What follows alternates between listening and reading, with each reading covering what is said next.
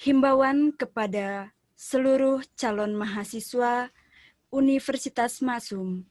Pada saat acara berlangsung, dimohon untuk menonaktifkan audio dan mengaktifkan kameranya. Acara selanjutnya, penyampaian kata sambutan yang akan disampaikan oleh Saudara Amin Sidik selaku Presiden Mahasiswa Universitas Maksum. Kepada Saudara Amin Sidik, kami persilahkan. Baik. Bismillahirrahmanirrahim. Assalamualaikum warahmatullahi wabarakatuh. Waalaikumsalam warahmatullahi wabarakatuh. Bapak Insinyur Haji Dadang Muhammad Masum, MSCE, PhD, selaku Rektor Universitas Masum yang saya hormati. Bapak Yudi Dr. Andes, MAG, selaku Pimpinan Pendidikan Tinggi dan Non-Formal yang saya hormati. Bapak Encep Supriyatna, SE, Eskom, MM, selaku Wakil Rektor 1 Bidang Kurikulum yang saya hormati. Bapak M. Rizky Wiryawan, SIP MT, selaku Wakil Rektor 3 Bidang Kemahasiswaan yang saya hormati. Jajaran para panitia KPHM 2020 yang saya banggakan, dan para peserta KPHM 2020 yang saya cintai.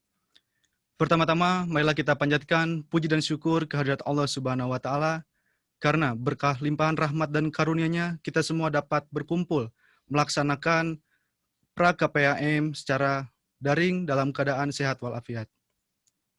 Sholawat serta salam tak lupa kita curahkan kepada baginda kita Habibana wa Nabiyana Muhammad Sallallahu Alaihi Wasallam. Tidak lupa kepada para keluarganya, kepada para sahabatnya, tabi'in tabiatnya, dan kepada kita semua selaku umatnya hingga akhir zaman. Amin ya Rabbal alamin. Menjadi harapan bangsa merupakan tanggung jawab bagi setiap generasi. Kita dituntut untuk memberikan kontribusi terhadap negeri. Namun, hal itu menjadi sebuah pertanyaan tersendiri, apakah kita mampu untuk memenuhi tanggung jawab ini? KPHM merupakan langkah awal yang tepat untuk menjadi tombak perubahan negeri. Bukan hanya merubah status siswa menjadi mahasiswa, namun merubah pola pikir, karakter, dan perspektif. Sudah tidak ada waktu untuk melihat masa lalu. Sudah tidak ada waktu untuk tetap terpuruk. Kini saatnya kamu untuk membuktikan kepada semua bahwa kamulah orang yang bangsa harapkan. Seperti yang kita tahu, tepat pada hari ini, 16 September 2020, merupakan hari perdana pra KPHM yang dilaksanakan secara daring. Harapan saya, semoga teman-teman semua calon mahasiswa-mahasiswi Universitas Masum dapat mengikuti seluruh rangkaian acara KPHM dimulai dari pra KPHM sekarang sampai dengan KPHM nanti, dengan mengikuti seluruh aturan yang telah kami tetapkan dan seluruh prosedur yang telah kami sediakan. Mungkin sekian yang dapat saya sampaikan. Tetap semangat untuk peserta KPHM 2020. Semoga apa yang kalian lakukan, apa yang kalian usahakan sekarang dapat menjadi manfaat untuk kalian di hari ini, esok, dan di masa yang akan mendatang. Mohon maaf untuk kurang dan lebih atas apa yang saya sampaikan. Wabillahi taufiq wal hidayah. Wassalamualaikum warahmatullahi wabarakatuh. Waalaikumsalam warahmatullahi wabarakatuh. Terima kasih kami ucapkan kepada Saudara Amin Sidik yang telah menyampaikan kata sambutannya pada kesempatan kali ini. Selanjutnya, penyampaian kata sambutan yang akan disampaikan oleh Bapak Rizky Wiryawan, SIP MT, selaku Wakil Rektor 3 Bidang Kemahasiswaan. Kepada yang terhormat Bapak Rizky Wiryawan, SIP MT, kami persilahkan. Baik. Assalamualaikum warahmatullahi wabarakatuh. Waalaikumsalam. Jelas suara saya? Wabarakatuh. Ya, jelas ya. Pertama-tama yang terhormat kepada Bapak Rektor, kemudian Bapak Encep selaku Wakil Rektor, dan Bapak Ibu Dekan, Ketua Jurusan atau Ketua Prodi, serta Bapak Ibu Dosen, dan terutama buat teman-teman calon mahasiswa Masum University yang kami cintai dan kami banggakan. Alhamdulillah kita bisa bertemu di saat yang istimewa ini, yaitu pra KPAM ya. Jadi walaupun secara online, tapi alhamdulillah kita juga bisa melihat wajah-wajah penuh harapan ya. Oke. Terima kasih sudah menjadikan Masum University sebagai kampus pilihan teman-teman kalian semua. Nanti tugas kami untuk melayani teman-teman sampai lulus nanti ya, untuk menjadi sesuai dengan harapan kalian dan harapan orang tua kalian. Selanjutnya mengenai KPM ini, memang ini ada pra KPM sama KPM nanti tanggal 26. Nanti akan dijelaskan oleh panitia untuk teknisnya. Nah, saya ini sebagai bagian kemahasiswaan yang bertanggung jawab terhadap kegiatan KPAM sampai hari Senin depan ya. Kemudian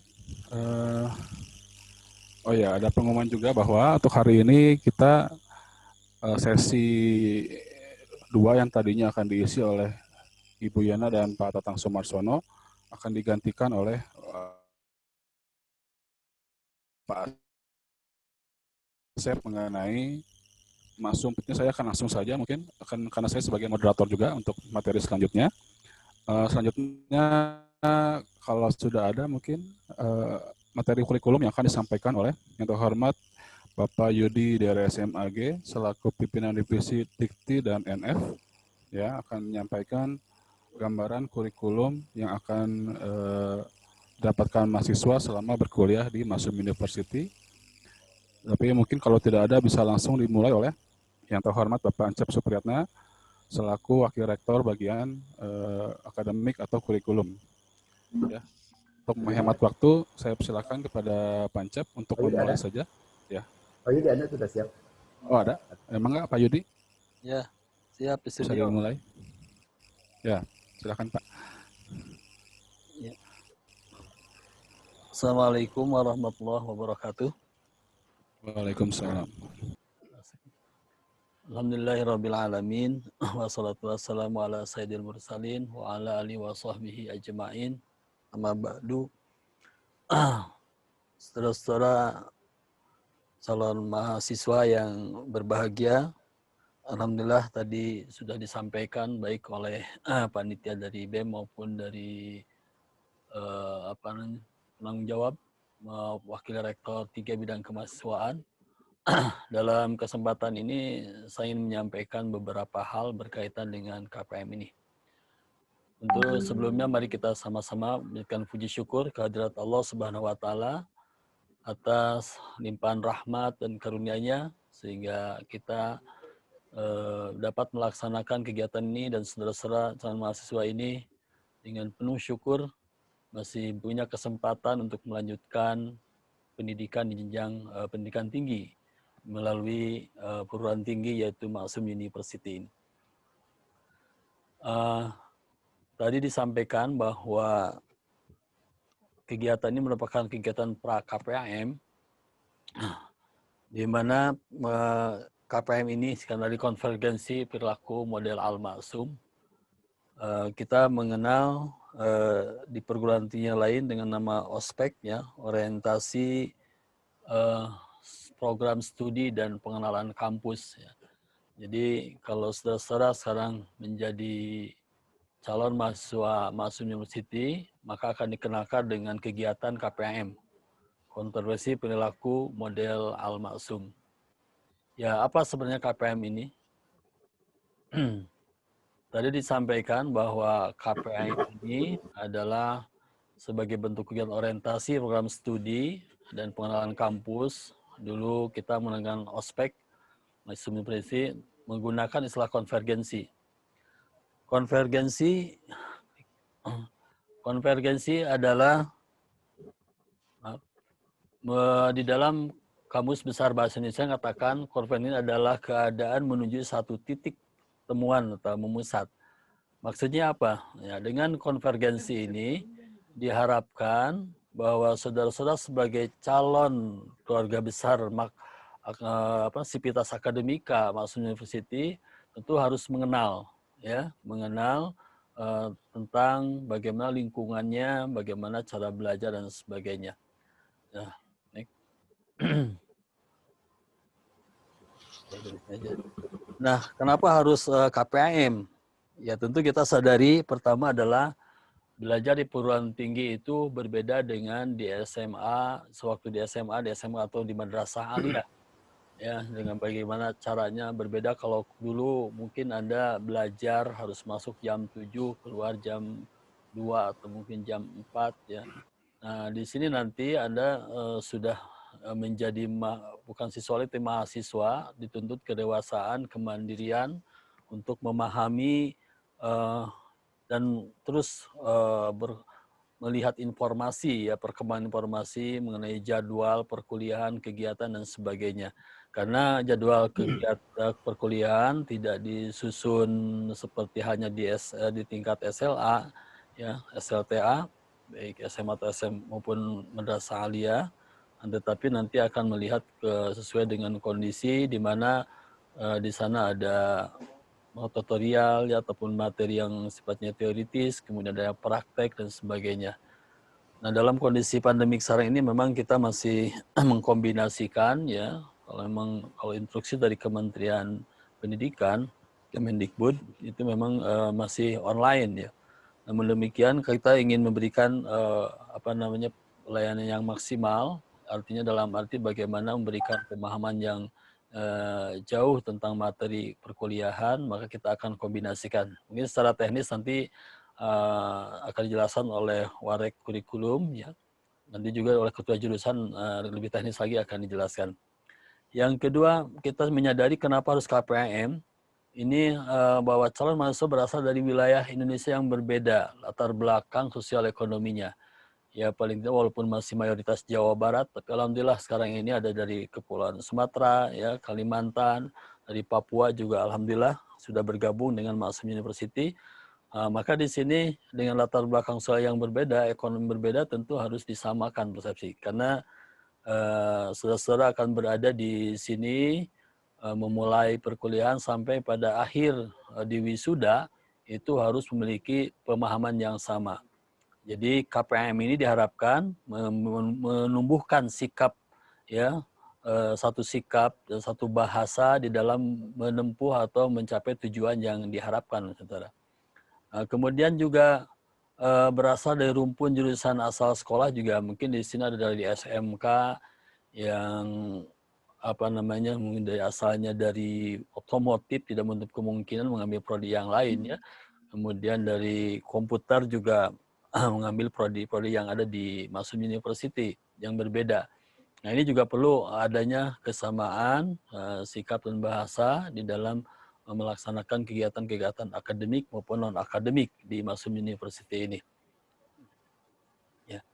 Nah tentu KPM ini adalah sebagai salah satu upaya agar saudara-saudara sukses ya, kuliah cepat beradaptasi dengan lingkungan. Ya, salah satu sebab kalau datang ke sini tidak memahami situasi dan kondisi lingkungan, terutama ke tata tertib yang ada, tentu ini akan menjadikan ganjalan dalam mempercepat adaptasi Anda. Jadi KPM ini diharapkan saudara-saudara bisa cepat beradaptasi dengan lingkungan yang baru, terutama di di suasana perguruan tinggi dan pembelajaran di tingkat pendidikan tinggi ini. Ya, dan ini secara ini juga khusus juga dikatakan bahwa maksud dari tujuan KPM ini adalah untuk memberikan pemahaman visi, misi, tujuan, dan strategi baik di tingkat universitas, fakultas maupun program studi. Jadi kita masuk dalam sebuah gerbong, dalam sebuah kendaraan, rombongan ini harus paham dengan visi dan misinya, tujuannya. Ya. Jadi kalau seandainya salah satu pihak, baik itu pihak mahasiswa atau dosen atau pengelola tidak paham dengan visi misi, maka bisa jadi jalan masing-masing. Ya, tidak kompak ya untuk mencapai sebuah tujuan. Jadi dengan nanti saudara-saudara memahami karena di sini sebuah universitas berbagai disiplin ilmu ada di sini, maka di tingkat universitas kita punya visinya, nanti di tingkat prodi juga punya visi, ya misi, ya itu harus dipahami benar, ya sehingga saudara itu bisa mencapai tujuan. Ibaratnya kalau Anda mau pergi suatu tempat tanpa sebuah tujuan yang jelas, tentu tidak akan cepat atau efektif, efisien di dalam mencapai tujuan tersebut. Terlebih kalau berangkatnya bersama-sama. Nah, tujuannya adalah agar semua sivitas akademika konvergen. Konvergen artinya satu sikap, satu bahasa, satu sikap dalam mencapai tujuan. Ya, menjadi alumni yang profesional, yang sesuai dengan harapan ya, agama, keluarga, dan bangsa. Ini kalimat ini adalah kalimat himne Maksum University. Tadi dikatakan bahwa saudara-saudara nanti kuliah di Al-Maksum ini tentu menjadi pertama ya harus lillahi ta'ala. Niatkan, tanamkan pada diri saudara-saudara adalah bahwa belajar itu adalah kewajiban. Ya, thalabul ilmi faridatun ala kulli muslimin wal muslimatin. Jadi bahwa thalabul ilmi adalah mencari ilmu itu adalah kewajiban bagi setiap muslim, laki-laki dan perempuan. Sehingga niatkan karena Allah, langkahkan kaki saudara pada saat Anda ke kampus dengan niat mencari ilmu karena Allah. Kami yakin dengan niat yang kuat ini, insya Allah Allah akan berikan jalan dan berikan ilmu. Nah, setelah Anda berhasil, kalau karena lillahi ta'ala, insya Allah Anda dapat menguasai banyak ilmu-ilmu tersebut, ya pastilah dosen juga mungkin kalau Anda bisa menjawab dengan baik, soal-soal yang diberikan, tugas-tugas yang diberikan, ya tentu akan mendapatkan nilai yang maksimal. Dengan nilai maksimal tersebut, Anda punya kepercayaan diri untuk terjun di masyarakat, untuk menjadi pekerja yang baik atau menjadi pengusaha yang suatu saat insya Allah akan membanggakan diri Anda, keluarga, ya, dan bahkan membanggakan bangsa, ya paling tidak daerahnya. Ya, pasti kita ini setiap orang punya identitas diri. Ya, Anda siapa, agamanya apa, ya orang tuanya siapa, tinggal di mana, itu tidak bisa lepas. Jadi dengan prestasi saudara-saudara tentu akan menjadikan kebanggaan bagi semuanya. Nah, maka diutamakan Al-Maksum ini agama. Sehingga tadi urutan kalau ada acara-acara resmi Asmaul Husna dulu yang di pertama itu. Kenapa? Ya karena kita ingin membangun mental-mental di mana seorang yang punya kepribadian yang baik, profesional ya. Kemudian keluarga ya. Jadi setelah agama baru keluarga. Ya, kita makan untuk membangun keluarga yang sakinah, mawaddah warahmah dan nanti kemudian membangun komunitas masyarakat yang luas dari mulai RT sampai negara ini. Bahkan tidak menutup kemungkinan alumni Maksum University bisa berperan dalam perdamaian dunia. Ya, amin. Ya. Lanjut. Nah, apa saja materi yang akan diberikan? Paling tidak ini sebagai materi-materi keynote speaker ya, artinya kunci. Kenapa saya katakan demikian? Karena saudara-saudara nanti selama berkuliah di Al-Maksum ini, Anda akan mendapatkan mata kuliah KPAM sebagai penjabaran dari materi-materi ini. Jadi ini program akademik, nanti apa yang harus Anda lakukan mulai di KPAM sampai Anda wisuda ini. Kira-kira ya, kalau D3 nanti ada selama 3 tahun 6 semester ya. Kalau S1 program sarjana ya, itu dari ya selama 8 semester tersebut apa yang harus dilakukan ya itu nanti kita akan jelaskan secara global, secara teknis nanti oleh para kajur, atau kaprodi ya. Kemudian Anda juga harus mengenal kelembagaan universitas ya. Ya alhamdulillah Al-Maksum ini memang baru 1 tahun menjadi punya bentuk universitas perguruan tingginya. Ya, sebelumnya berangkat dari akademik, kemudian sekolah tinggi, ya, sampai ke universitas ini. Nah, dalam sebuah universitas tentu di dalamnya ada fakultas, ya. Fakultas itu adalah simbol disiplin ilmu.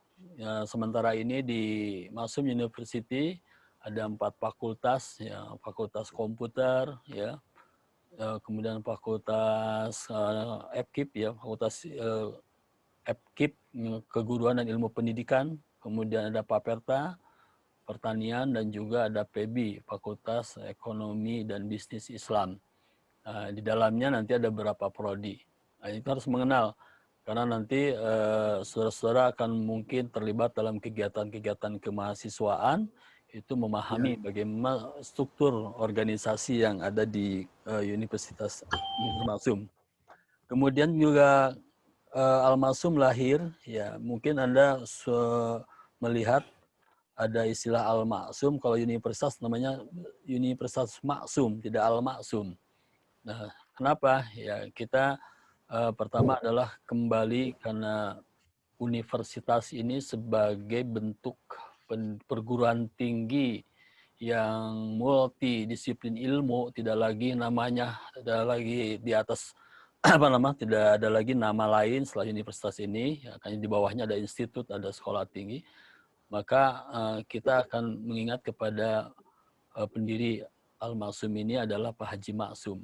Jadi kenapa kita beri nama Universitas Maksum adalah mudah-mudahan menjadi keberkahan, ya, barokah, ya, dengan beliau Pak Haji Maksum ini yang sudah berjuang meniti karirnya sejak nol, mungkin dari nol sampai alhamdulillah dapat dinikmati oleh kita bersama.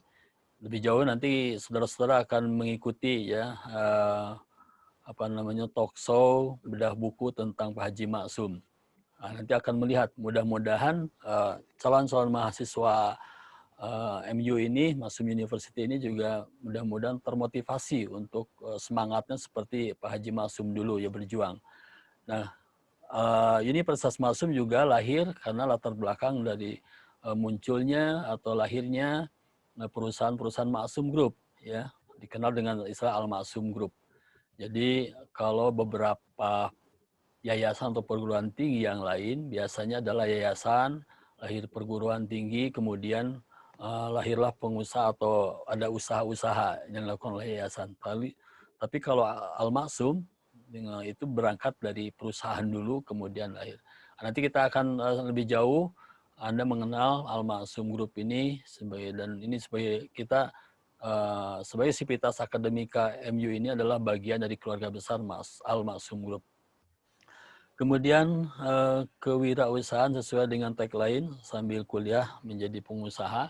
Ini juga nanti akan diperkenalkan bagaimana saudara-saudara nanti calon mahasiswa ini agar betul-betul memanfaatkan kesempatan ini, karena banyak sekali sebenarnya peluang-peluang jika Anda kreatif dan inovatif di dalam memanage waktu, memanage kegiatan, ya, untuk menimba pengalaman, ya, seperti tadi kakak-kakak Anda, ya, yang jadi MC, yang sambutan itu adalah bagian ini sangat penting, ya, bagi saudara-saudara yang memasuki perguruan tinggi ini, agar saudara-saudara tidak saja memiliki kemampuan keterampilan hard skill, juga dituntut juga sebagai masa adalah soft skill.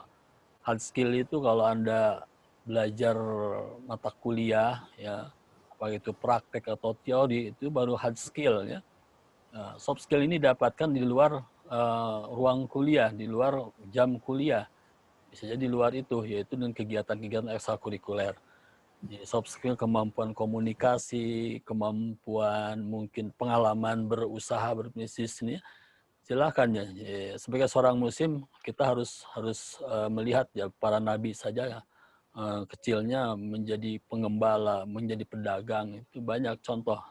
Dan kita pun sama, ya, sebagai seorang muslim bagaimana mendorong, dan kami Maksum University memfasilitasi saudara-saudara bagaimana bisa menjadi pengusaha, ya.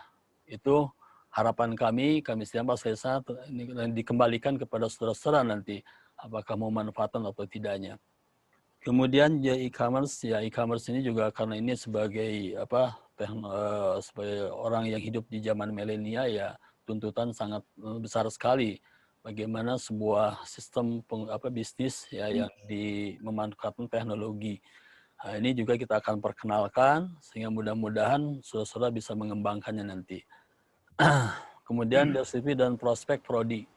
Jadi nanti digambarkan kalau Anda nanti memilih bisnis digital, kira-kira bagaimana kuliahnya, kemudian prospek apa yang akan didapatkan ke depan.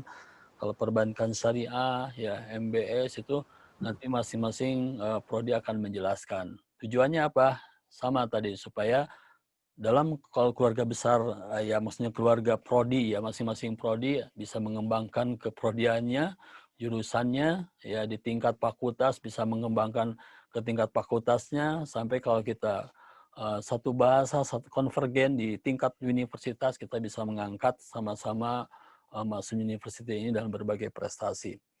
Kemudian student government UKM. Student government ini penting sekali dimanfaatkan saudara-saudara ya.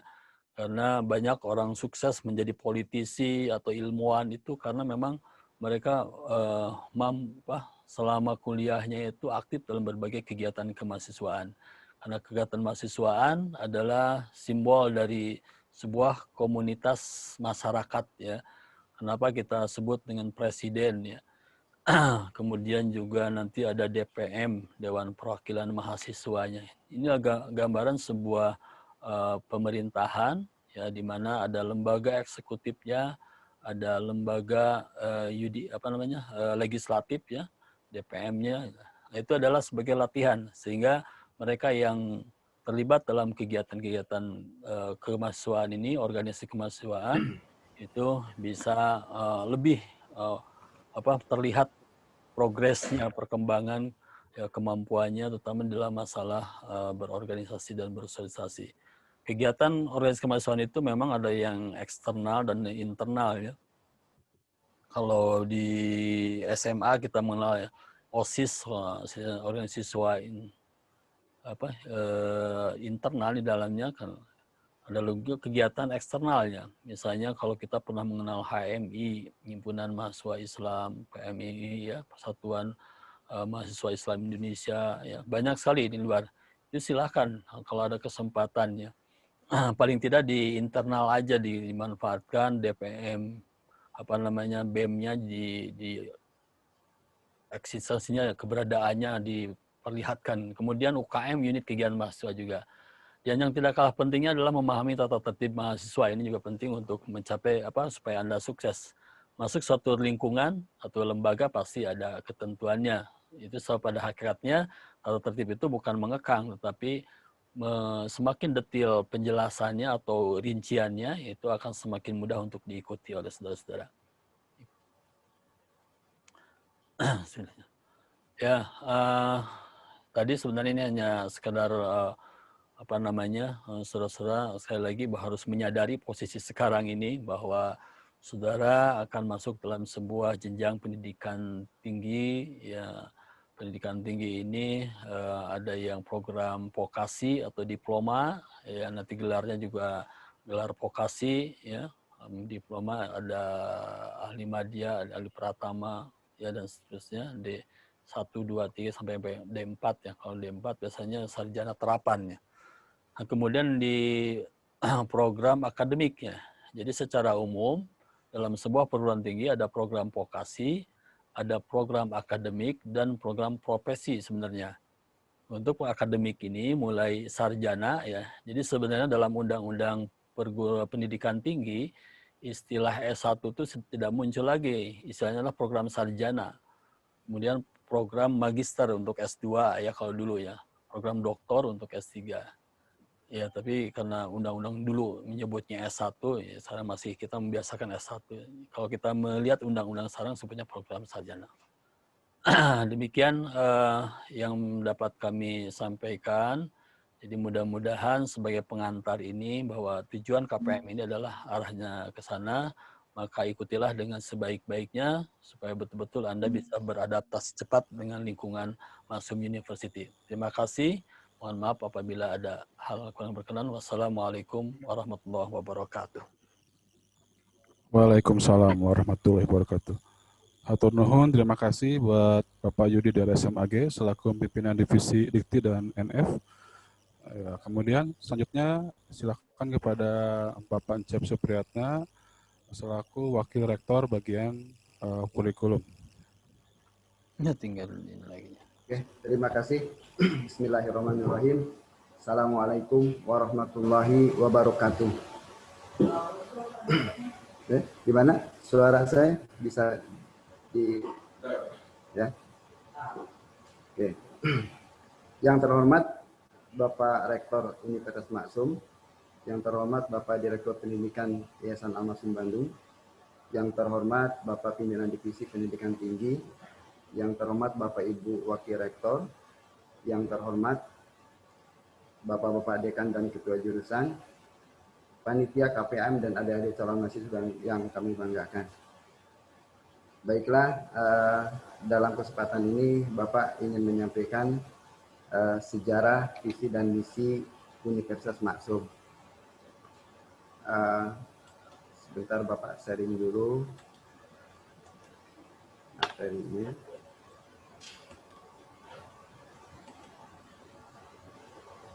Oke, untuk sejarah ya.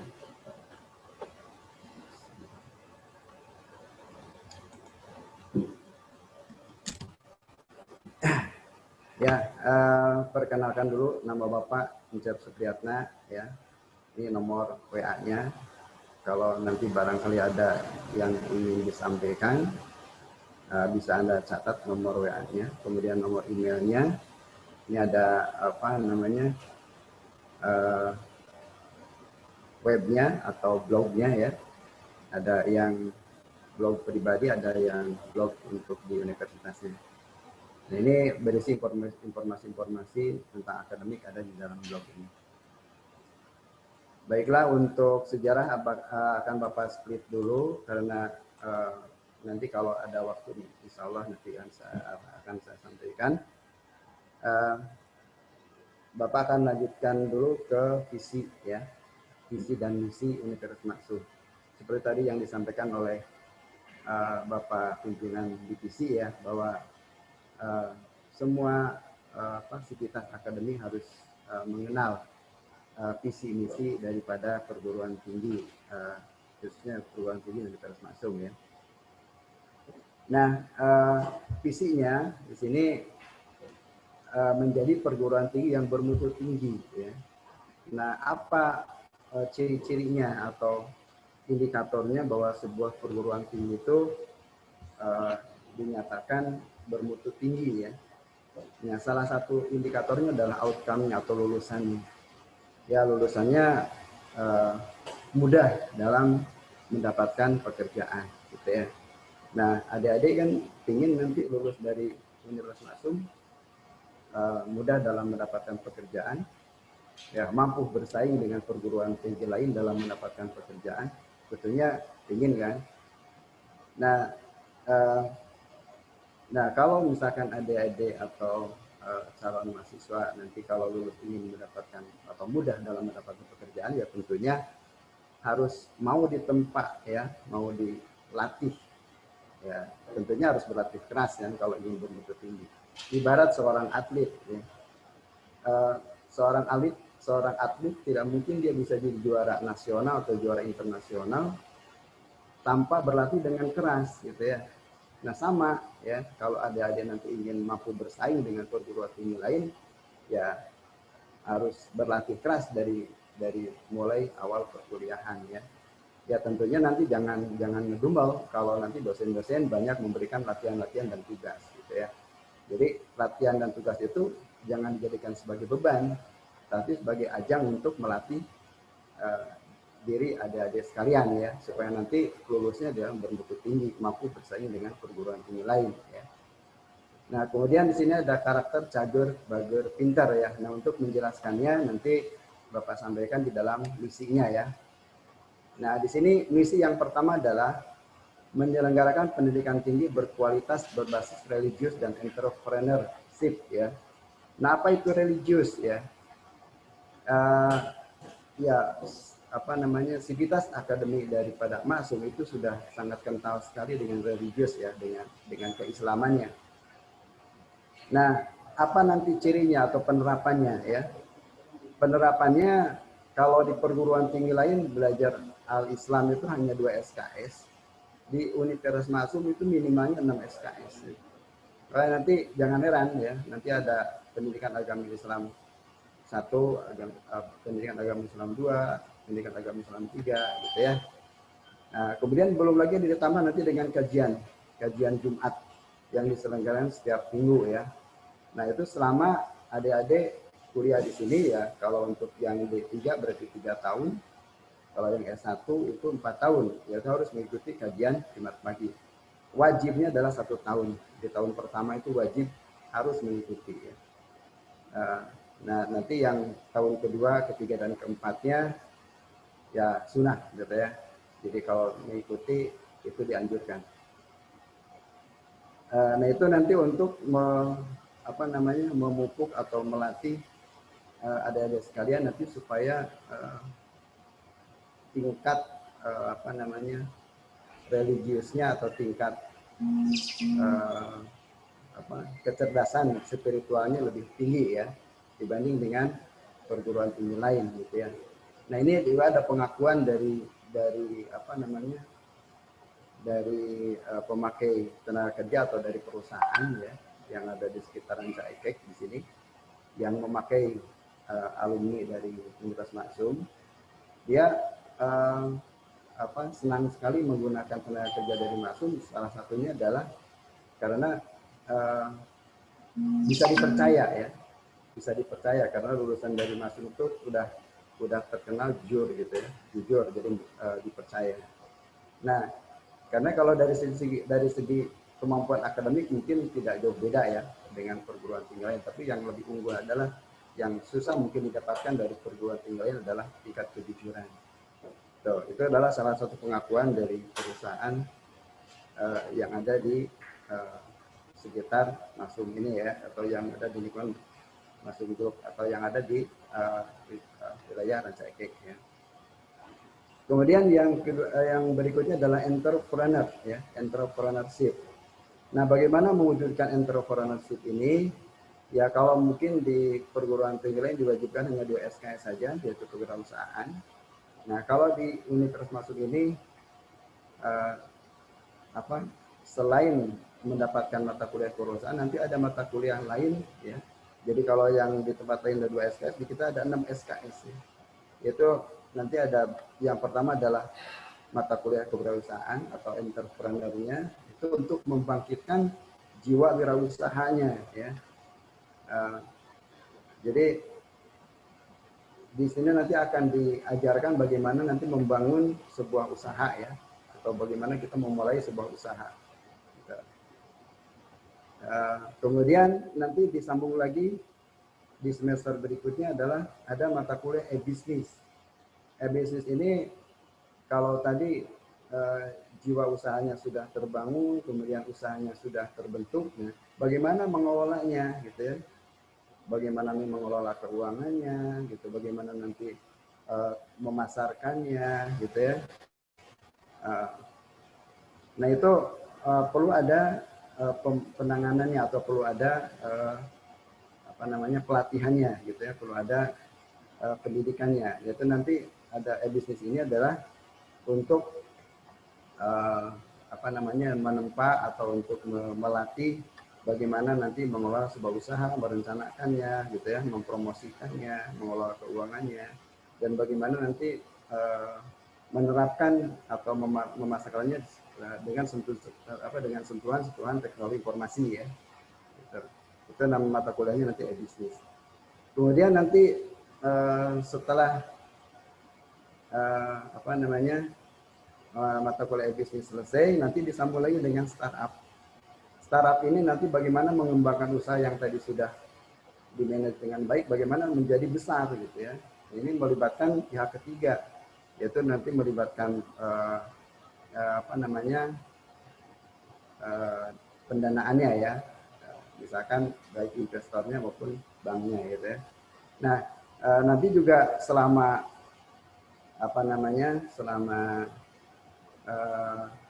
perkuliahan gitu ya, itu di sini juga kita ada lembaga namanya Incubator Business ya, di bawah pimpinan Bu Amila. Itu nanti untuk meng-coaching ya, untuk membimbing para pengusaha tadi yang sudah tumbuh, bagaimana dia bisa terus berkembang menjadi besar, gitu ya.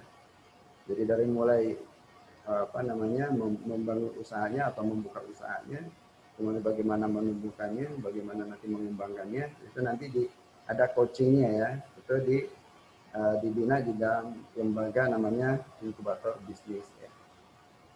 Nah itu nanti untuk mewujudkan daripada misi yang pertama ya. Kemudian berikutnya adalah melaksanakan penelitian yang berkualitas yang dapat meningkatkan daya saing nasional. Nah, ya kalau penelitian daripada mahasiswa ini ingin diakui secara nasional gitu ya, tentunya nanti karya-karyanya harus bisa diterbitkan di jurnal nasional gitu ya.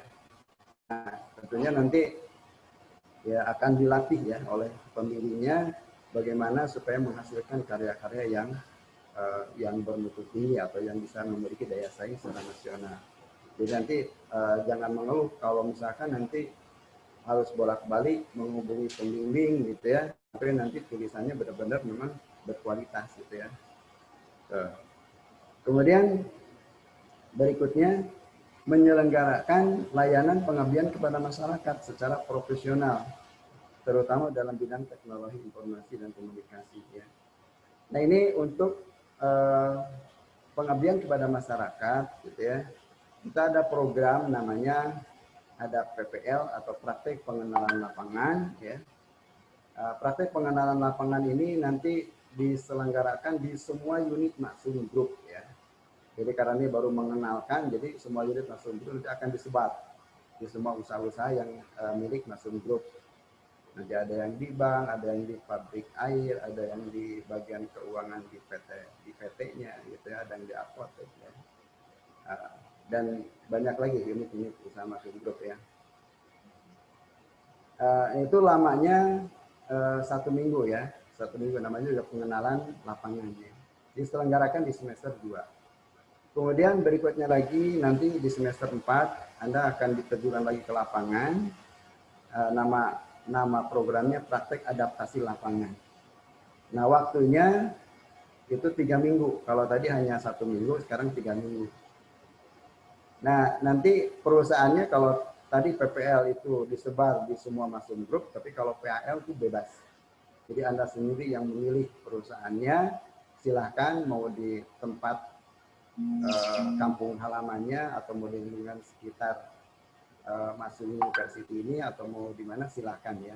Tidak terbatas harus di wilayah Rancaikek atau Bandung Timur. Silahkan kalau Anda mau PAL di Aceh atau di mana silahkan ya.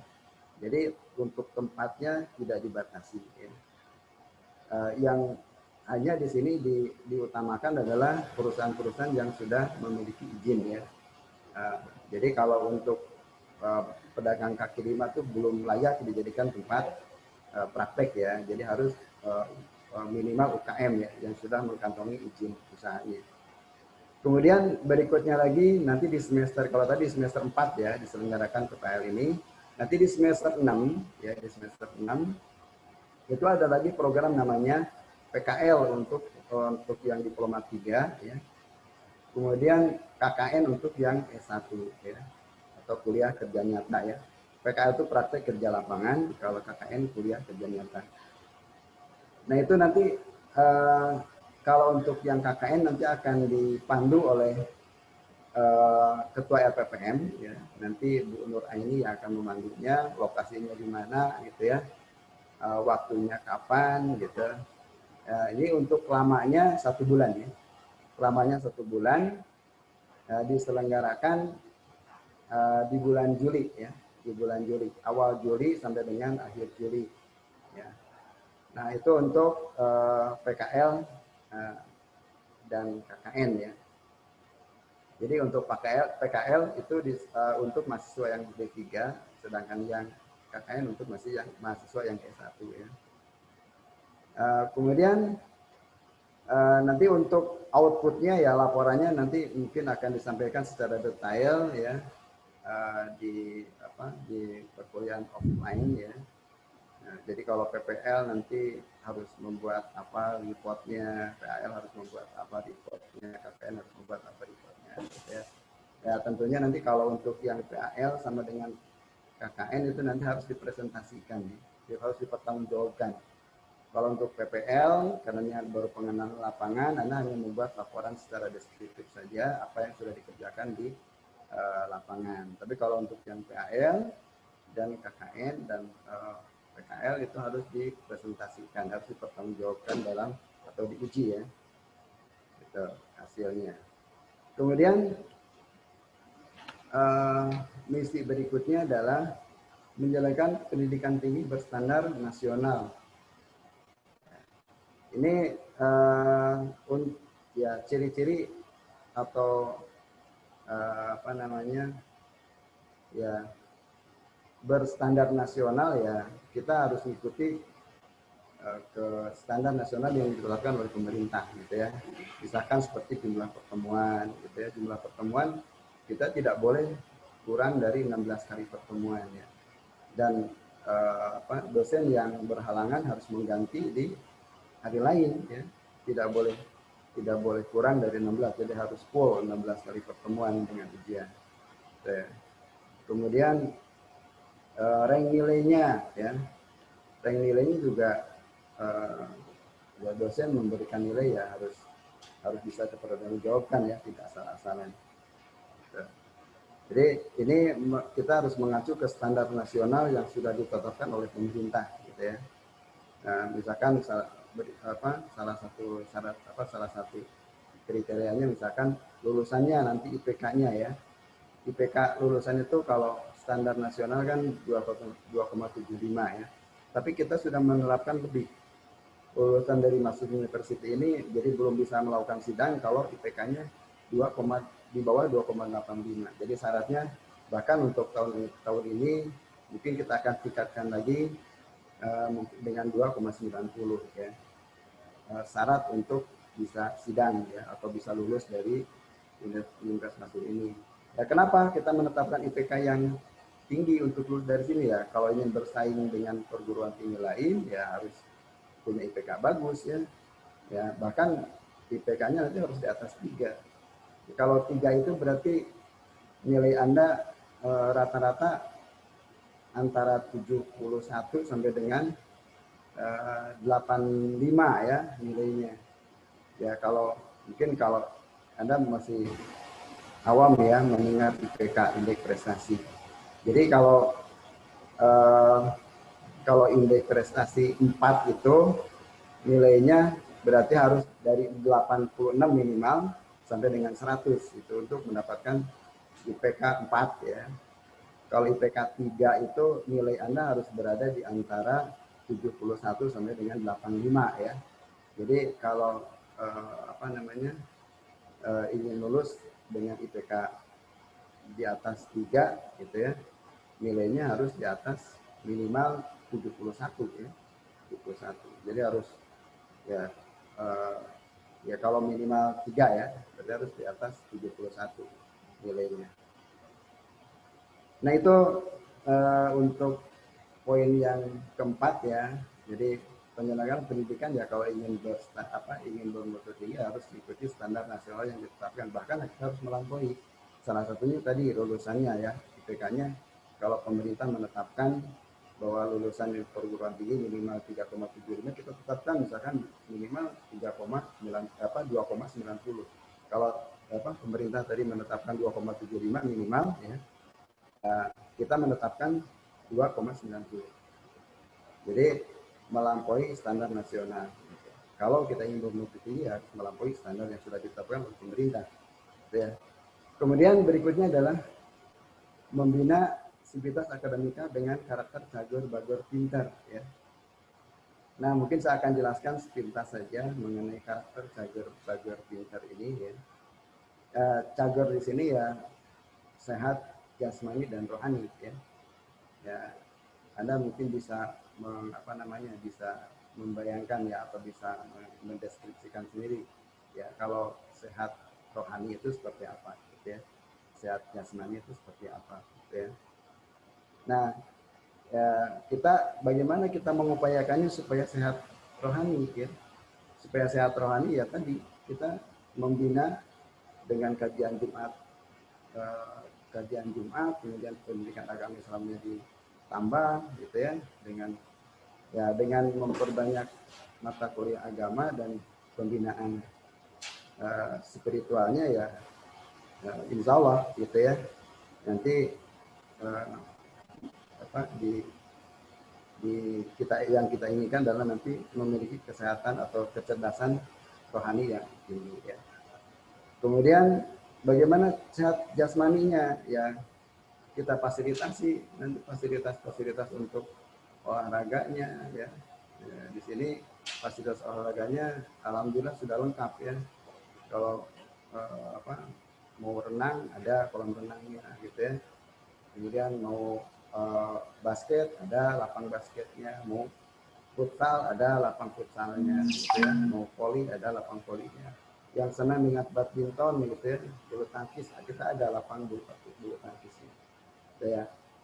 Jadi kita lengkapi sarana prasarana olahraganya gitu ya, dan kita juga sediakan unit ekstrakurikulernya ya, nanti Anda tinggal yang senang yang voli silahkan gabung dengan unit atau dengan ekstrakurikuler di bola voli gitu ya. Nanti akan menjelaskan lebih detailnya dari pihak panitia KPAM ya untuk masalah ekstrakurikuler ya. Kemudian berikutnya bager itu seperti apa sih gitu ya.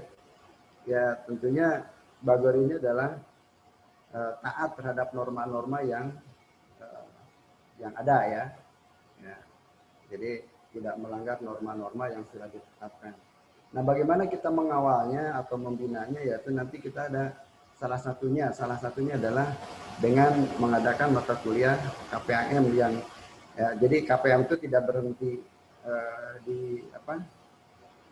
sampai di yang di jadwal yang sudah jadwalkan ini, nanti ada di tiap semester juga ya. Di setiap semester nanti ada mata kuliah KPAM sebanyak 1 SKS tiap semester. Jadi kalau untuk yang S1 berarti nanti akan mendapatkan 8 SKS di tiap semesternya ya. Maksudnya satu semester satu ya. Jadi ada 8 totalnya berarti ada 8 SKS ya.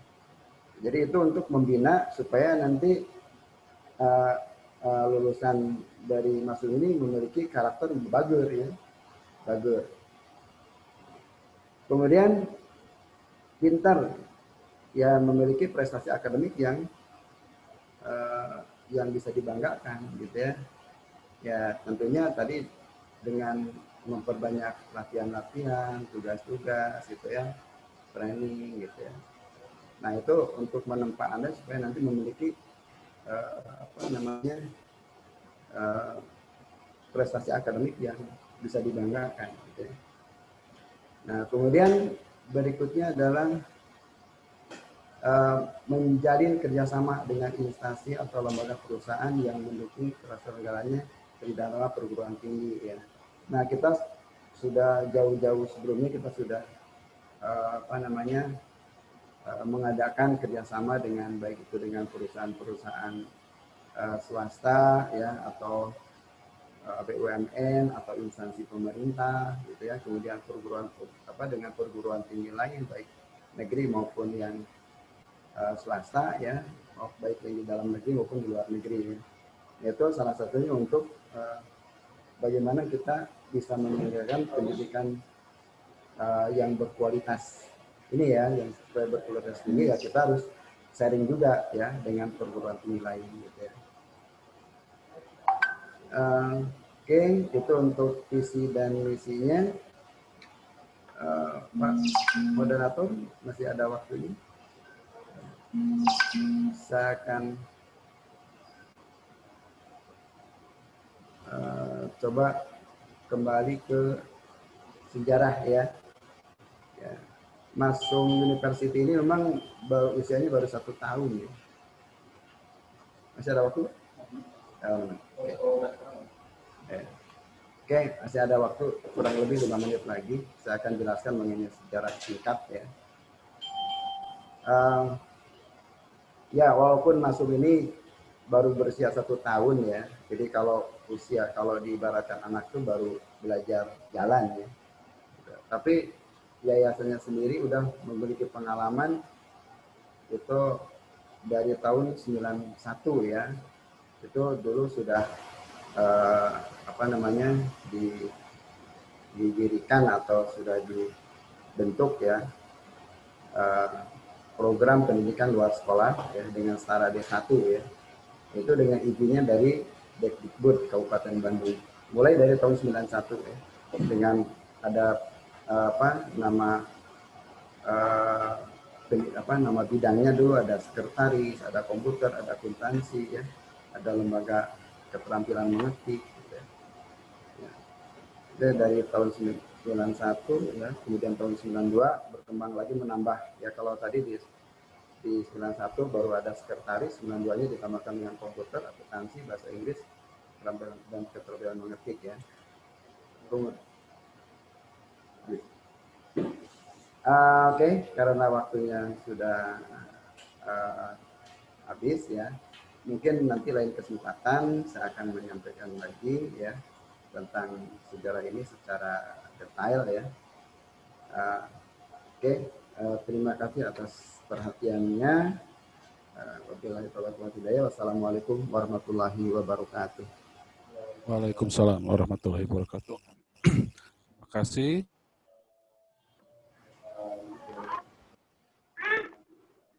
Yudi dari SMAG dan Bapak Encep Supriyatna Eskom MM yang telah memberikan materinya.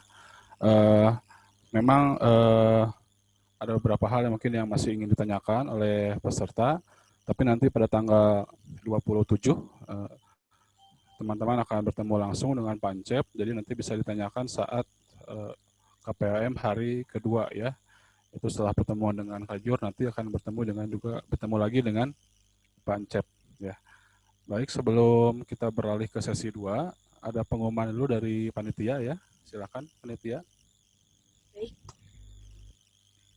Sebelum memasuki sesi kedua pra-KPAM, kepada seluruh camaba dipersilahkan untuk melakukan check-in kembali untuk sesi 2 pra-KPAM ini.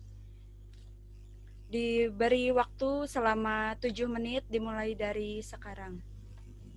Oke ya. Silakan, mungkin jangan terlalu lama ya, sebentar saja. Silakan, mungkin hanya semenit saja ya.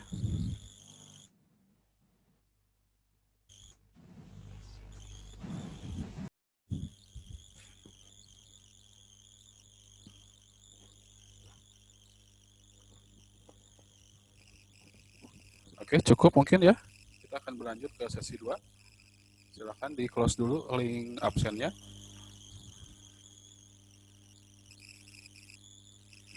Baik, kita akan memasuki sesi 2 yaitu profil Masum Group dan profil Yayasan Al-Masum Bandung yang akan disampaikan oleh Direktur Pendidikan yang membawahi semua tingkat pendidikan di Yayasan Al-Masum Bandung, yaitu oleh Bapak Asep Sujana Lutulandes MM. Baik, saya persilakan kepada Pak Asep untuk memulai materinya, Pak. Enggak. Baik, terima kasih Pak Rizky. Assalamualaikum warahmatullahi wabarakatuh. Selamat siang, saudara calon mahasiswa baru di pra-KPAM. Pra-KPAM ini sebetulnya ini cara baru yang dikembangkan oleh pengelola Masum University agar saudara-saudara tidak terlalu lama berada di rumah, tapi sudah terbawa pada arus orientasi. KPAM itu hakikatnya adalah orientasi untuk penyesuaian. Kelak nanti saudara-saudara bisa larut dalam kegiatan akademis, dalam kegiatan kemahasiswaan, dan dalam kegiatan-kegiatan yang lainnya. Siang hari ini, saya mendapat tugas untuk memperkenalkan atau menyampaikan apa itu Al-Masum Group, yang mungkin saja dalam pemahaman saudara sudah banyak mengenal Al-Masum. Tapi apa hubungannya dengan Masum University? Ada LPG Al-Masum. Apakah bersaudara dengan Masum University? Nah, itu pertanyaannya. Ada Bank Al-Masum. Apakah saudara bersaudara dengan Masum University? Nanti saya jelasin. Jadi hakikatnya saya ingin memperkenalkan keterikatan Yayasan Al-Masum, lebih spesifik lagi Masum University, kepada Al-Masum Group. Ya, kita lihat share screen-nya.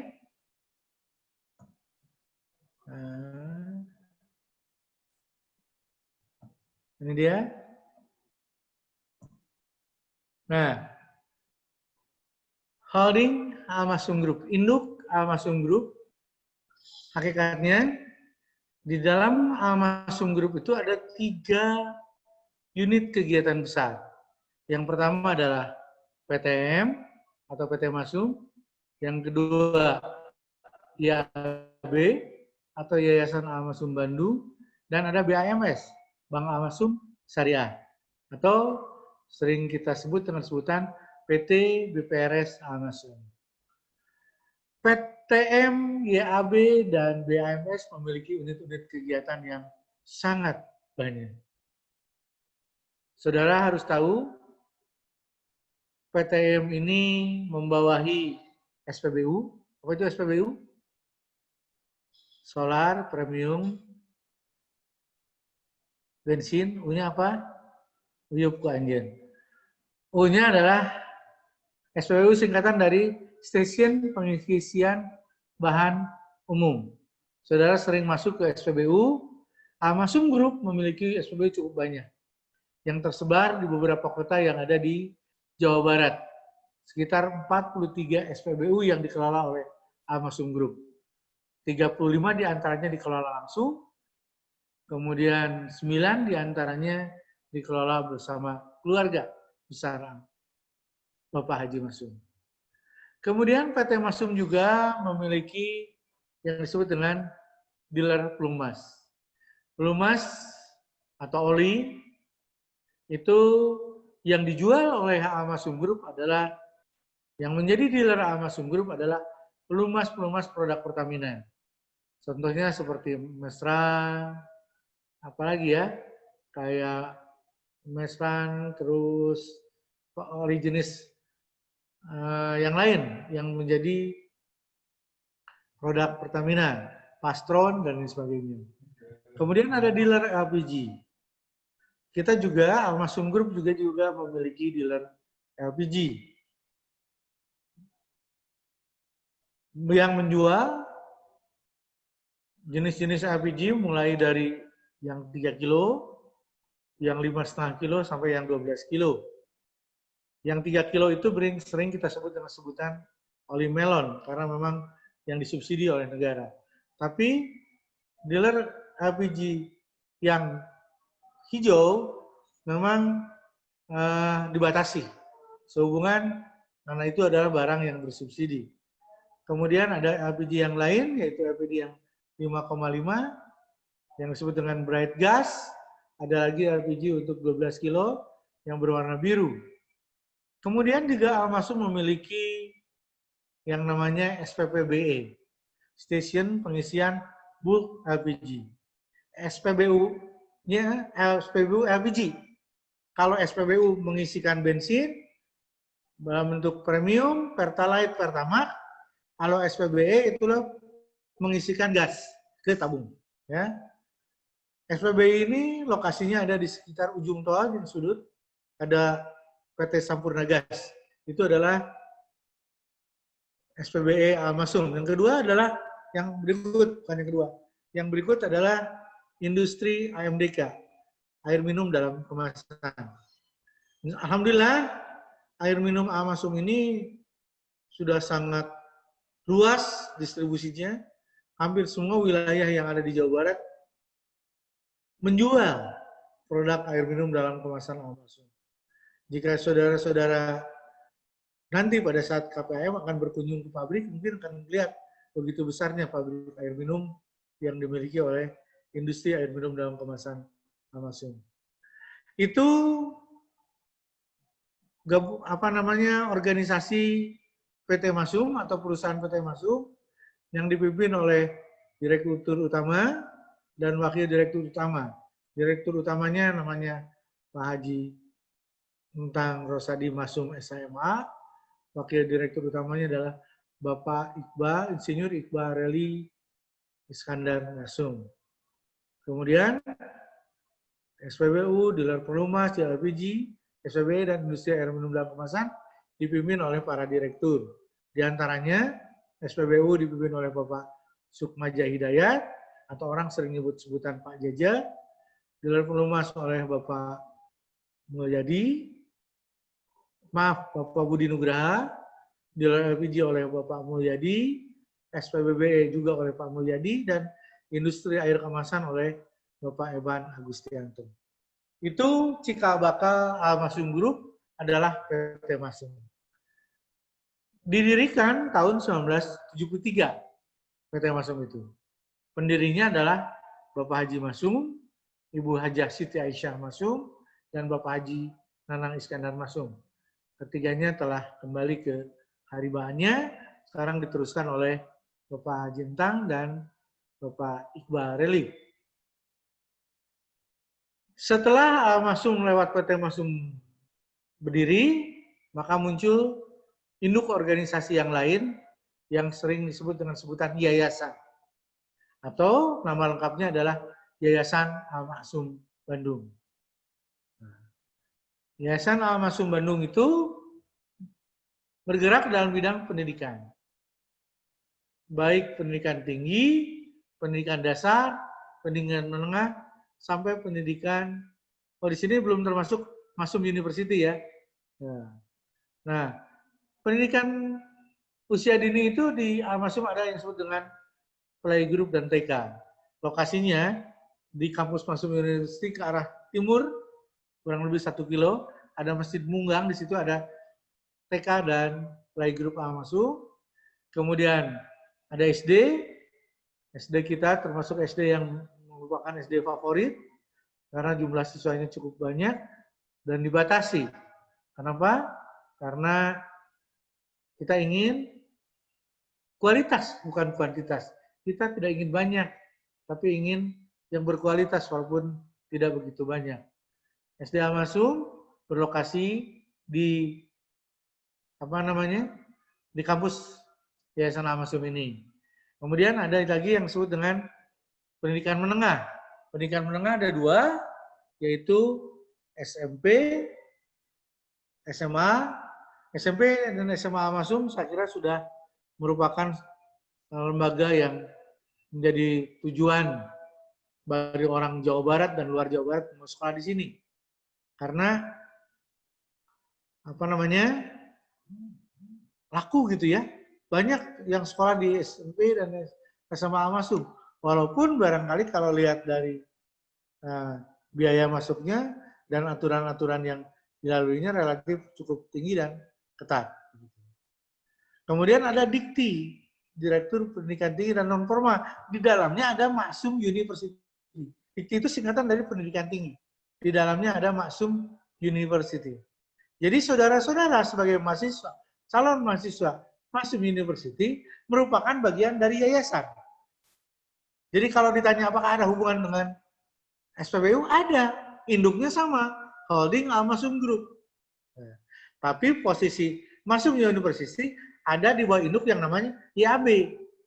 Yayasan Al-Masum Bandung. Ada 3 induk, PTM, IAB, dan BAMS. Mari kita lihat BAMS. BAMS itu Bank Al-Masum Syariah, di bawah organisasinya adalah PT BPRS Al-Masum. PT Bank Rakyat Al-Masum Syariah. Ya, saat ini memiliki 1 kantor pusat, 4 atau 3 kantor kas, dan 7 kantor cabang. Ya. Nah, ini gambaran dari holding Masum Group yang merupakan induk dari semua kegiatan Al-Masum. Nah, sekarang giliran saudara untuk melihat yayasan. Mungkin ada share screen yang lain. Yayasan Al-Masum. di slide berikutnya.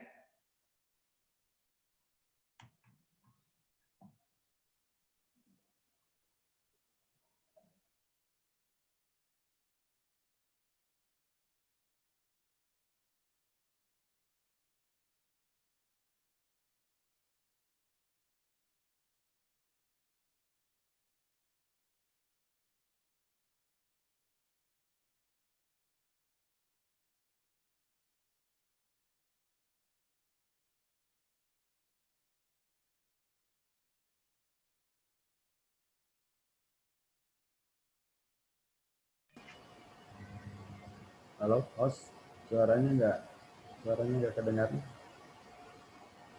Kayaknya nge-freeze ya. Coba diambil alih dulu.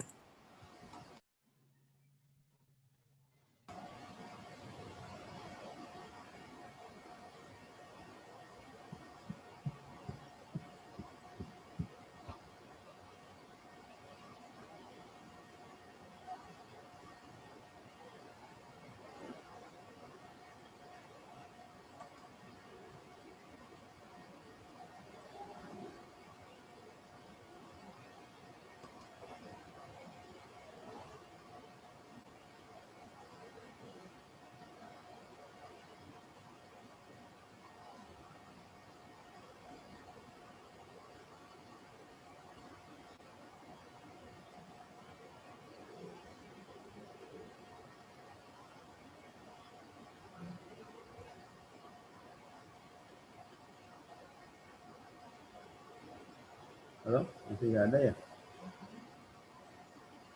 Halo, host.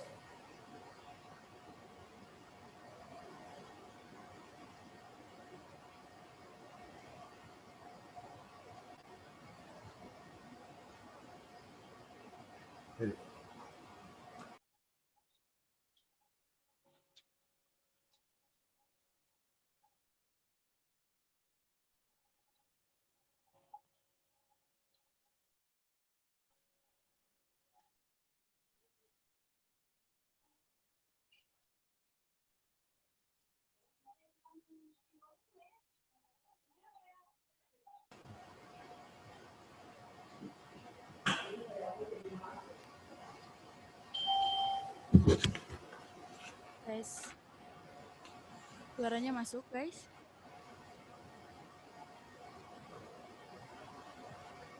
Halo.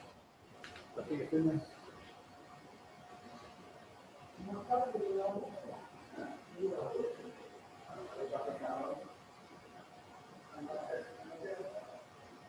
Ya, terima kasih kami ucapkan kepada Bapak Dr. Andes Asep Sujana, MM, selaku Direktur Pendidikan Yayasan Al-Masum Bandung, yang telah menyampaikan materi.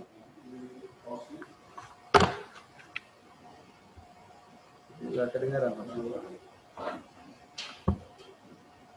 Sinyalnya. Udah itu.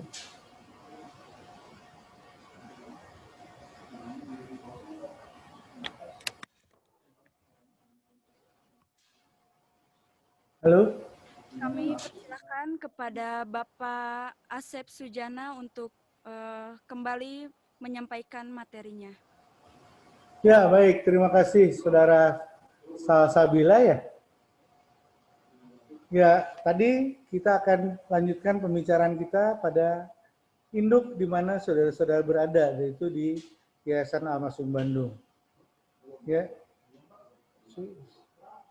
Oh, belum? Sasa? MC? Udah masuk ya. Lanjut ya.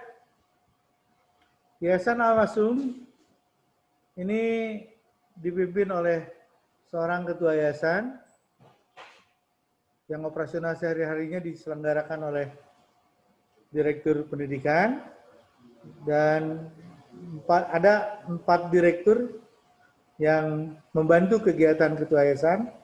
Yang pertama adalah Direktur Pendidikan, yang kedua adalah Direktur Keuangan dan SDM, yang ketiga adalah Direktur Umum, yang keempat adalah Direktur PSAM, dan seorang staf khusus yang membantu kegiatan-kegiatan Bapak Ketua Yayasan. Nah, Ketua Yayasan mempertanggungjawabkan kegiatan yayasan kepada direktur itu dengan berbagai bidang garapan yang masing-masing memiliki bidang garapan yang berbeda. Contoh, direktur pendidikan itu membawahi semua kegiatan pendidikan, baik itu pendidikan dasar, pendidikan usia dini, pendidikan dasar, pendidikan menengah, dan pendidikan tinggi. Dengan dibantu oleh seorang kepala sekolah, baik itu kepala TK, kepala SD, kepala SMP, kepala SMA, dan pimpinan divisi dikti. Kok Pak nggak ada Masum University? Gitu ya. Saudara bertanya seperti itu. Masum University ada di direktorat yang namanya Direktorat Dikti dan Non-Formal. Ada kata non-formal. Apa yang dimaksud dengan non-formal? Pendidikan non-formal itu adalah pendidikan yang dibentuk oleh lingkungan. Contohnya adalah kursus. Nah, di Al-Masum ini ada kursus. Kursusnya antara lain adalah kursus dalam wujud BIMBA, bimbingan belajar. Kita memiliki BIMBA yang dikelola oleh Primagama. Kita memiliki BIMBA yang dikelola oleh Neutron. Dan satu lagi adalah Bintang Pelajar. Bintang Pelajar khusus untuk SD, Primagama SMP, dan Neutron adalah untuk SMA. Kemudian untuk urusan keuangan, urusan SDM, pengangkatan karyawan, mutasi karyawan, penggajian karyawan, pemberian insentif karyawan, termasuk guru dan dosen, itu ditangani oleh Direktur Keuangan dan SDM, yang saat ini dijabat oleh Ibu Hajah Yanti Susanti. Kalau tadi Direktur Pendidikan, saya yang menjabat, yaitu Asep Sujana. Nah, kemudian ada Direktur Umum. Nah, Direktur Umum ini fasilitator, memberi fasilitas, memberi kemudahan-kemudahan, sehingga saudara lancar mengikuti perkuliahan. Sehingga lancar saudara menjalankan aktivitas pendidikan, yaitu khusus di bidang sarana dan prasarana. Ya. Contoh, kebersihan lingkungan kampus, ketersediaan sarana internet, ketersediaan sarana belajar, ketersediaan air dan infrastruktur lainnya. Itu bagian dari sarana dan prasarana yang saat ini dijabat oleh Direktur Umum, itu sementara masih dijabat oleh Pak Asep Abdul Halim. Ya. Kemudian sarana Direktur Umum ini membawahi bidang sarana, Pak Yoyo. Kemudian ada Humas, kita sebutannya dengan PREO, Public Relation dan Event Organizer, dan Jagabaya. Jagabaya itu kalau di tempat lain namanya Security. Sarana Pak Yoyo, PREO itu adalah Pak Ayi, dan Jagabaya itu adalah Pak Sutrisna. Tadi saya kembali ke pendidikan formal, TK itu Bu Karyawati, mungkin ingat-ingat saja. Kepala SD itu Pak Ahmad Jeni, Kepala SMP Pak Budi Nasruddin, Kepala SMA Pak Deni, Pimpinan Divisi Dikti dan Non-Formal Pak Yudi. Khusus untuk pendidikan tinggi dan non-formal, itu ada lembaga di dalamnya, lembaga besar yang namanya adalah Masum University. Masum University ini dipimpin oleh seorang rektor, yaitu Bapak Dr. Haji Dadang Muhammad Masum, MSc PhD, itu rektor Masum University. Dibantu oleh pelaksana harian kepala sekolah Pak Tonton Taufik, dibantu oleh Wakil Rektor 1 Pak Ancep Supriyatna, Wakil Rektor 2 Pak Ibu Ida Ropida, Wakil Rektor 3 yang saat ini juga sebagai penyelenggara dari kegiatan pra-KPAM itu adalah Pak Rizky Wiryawan. Selanjutnya ada kajur-kajur atau kaprodi, ya. Istilah sekarang istilahnya adalah kaprodi, kalau dulu namanya kajur. Kaprodi untuk di komputer itu ada Fakultas Ilmu Komputer, ya, atau Fakultas Komputer. Prodinya ada yang disebut dengan Prodi Manajemen Informatika, dijabat oleh Pak Firman Hamdani. Ada Prodi Sistem Informasi, dijabat oleh Pak Fahmi. Ada Prodi Komputerisasi Akuntansi, dijabat oleh Pak Fahmi juga. Ya, sementara ini Pak Fahmi memegang 2 prodi, yaitu Sistem Informasi dan komputerisasi akuntansi. Kemudian ada Fakultas Pertanian. Fakultas Pertanian, oh maaf, tadi di Fakultas Komputer ada dekan. Dekannya namanya Pak Haikal Virus. Ya. Sekarang saya bergeser ke Fakultas Pertanian. Fakultas Pertanian dipimpin oleh seorang dekan. Dekannya adalah Pak Denny Purwadi. Kemudian di bawahnya adalah Kaprodi Teknologi Pangan Pak Khairujaman dan Kaprodi Agrobisnis Pak Hendrawan. Ya. Dan ada yang membawahi inkubasi bisnis di fakultas ini, yaitu Ibu Amila. Gitu. Fakultas yang ketiga adalah Fakultas FEBI, Ekonomi dan Bisnis Islam. FEBI dan Ekonomi Bisnis Islam memiliki 2 prodi, yaitu prodi Perbankan Syariah dipimpin oleh Pak Faisal dan prodi MBS Manajemen Bisnis Syariah saat ini dijabat oleh Bapak Yandian Suryana. Dan fakultas yang terakhir adalah Fakultas Pendidikan. Di bawah pimpinan dekannya adalah Bapak Andre Julius. Maaf tadi yang kelewat. Fakultas FEBI Ekonomi Bisnis, dekannya adalah Pak Mario Aldo. Kembali ke Fakultas Pendidikan, dekannya adalah Pak Andre Julius. Kemudian Kaprodinya ada Kaprodi Bimbingan Konseling dijabat oleh Pak Andre sendiri, dan bahasa Inggris yaitu Bapak Sadam. Ya. Pak Sadam bahasa Inggris kalau tidak salah seperti itu. Ya. Itu reng-rengan yang menjadi penyelenggara pendidikan di Masuk University, di mana saudara-saudara nanti berinteraksi. Khusus untuk kegiatan sehari-hari, khususnya menyangkut kegiatan kemahasiswaan, saudara bisa berhubungan, selain dengan Kaprodi, juga bisa berhubungan dengan Parek bidang kemahasiswaan. Untuk masalah KRS, rencana studi, kemudian apapun yang berhubungan dengan hal yang bersifat akademis, nah, saudara bisa berhubungan selain dengan Kaprodi, juga bisa dengan Warek 1.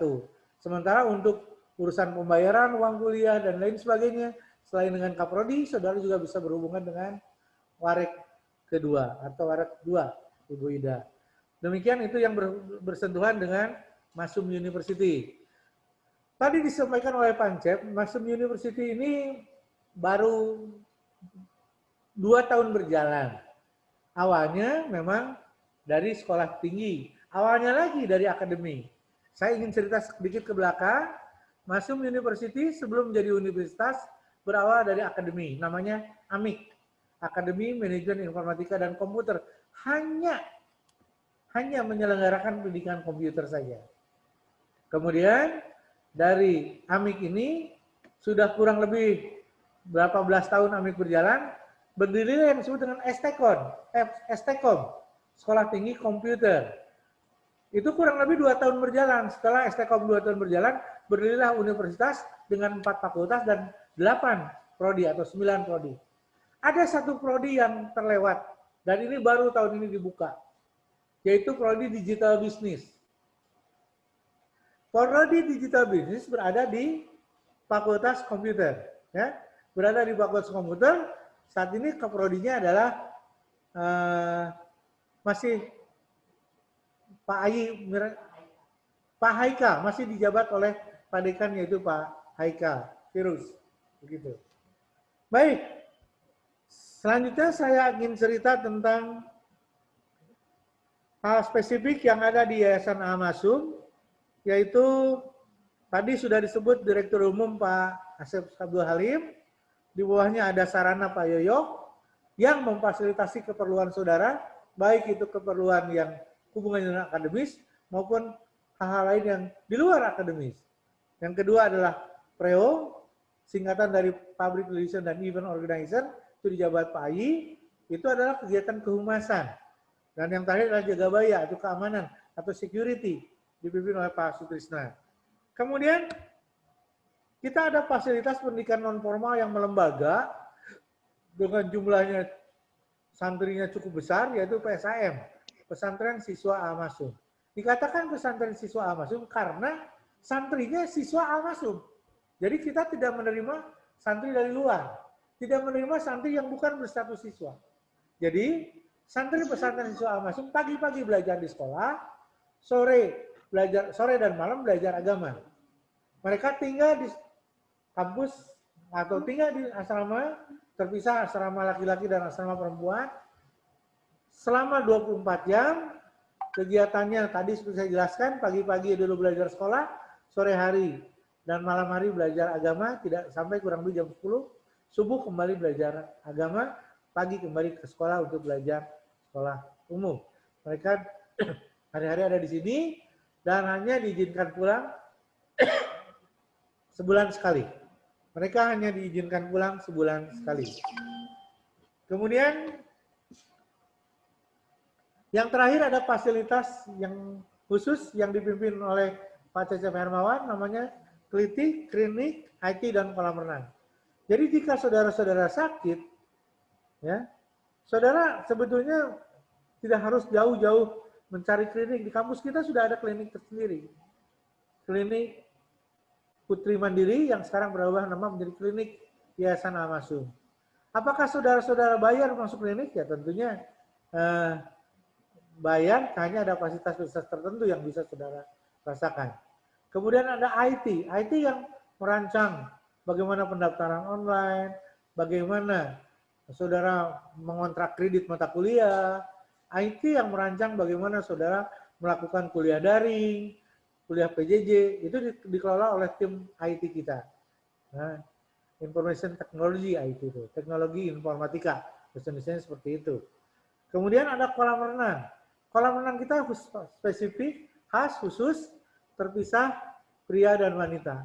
Barangkali di wilayah timur kota Bandung ini, atau mungkin di Bandung ini hanya beberapa yang kolam renangnya terpisah antara pria dan wanita.